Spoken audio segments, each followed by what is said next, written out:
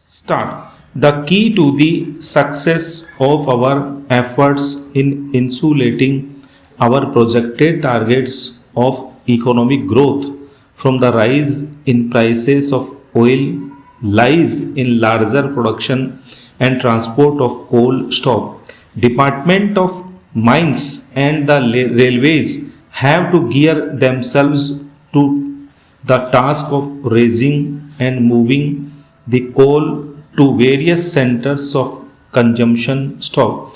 The state governments, on their part, should ensure that necessary basic facilities like power and feeder roads are made available stock. A great responsibility rests on the managements and the 1.5 million workers of the mines and the railway stock.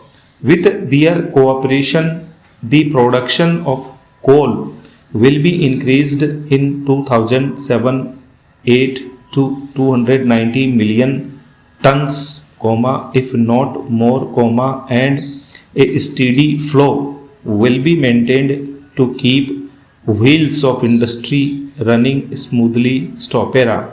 In the present situation, the maintenance of production, particularly in essential sectors, is an obligation we owe to our people. In recent months, the workers have been experiencing considerable economic difficulties. In spite of this, our workers, who have a proud heritage of patriotism, know very well that the situation can be improved only if the social tasks of production are viewed in the larger national perspective. Therefore, workers have to make a supreme effort to increase production and to ensure quick and uninterrupted movement.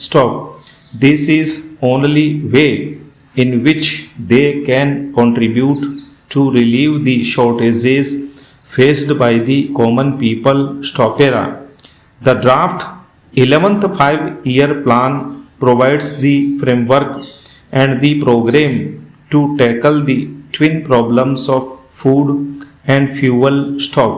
The strategy for agriculture is based on a combination of the application of new technology and widening the base of production. The emphasis is on the one hand and for the small farmers on the other, so that the very process of increased production ensures wider distribution region wise as well as between different sections of the people.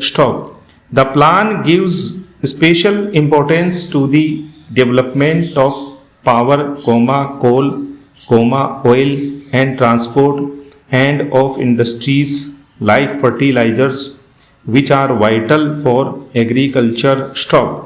In a number of sectors, a large part of the output levels envisaged in the plan is based on the assumption of full and more efficient utilization of existing capacities.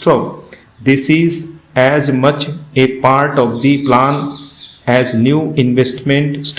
For the first time, integrated sub-plans are being prepared within the overall framework of state plans for the development of backward areas, including hill and tribal areas, so that all sections of the people achieve certain minimum levels of social consumption in elementary education, rural health and rural electrification.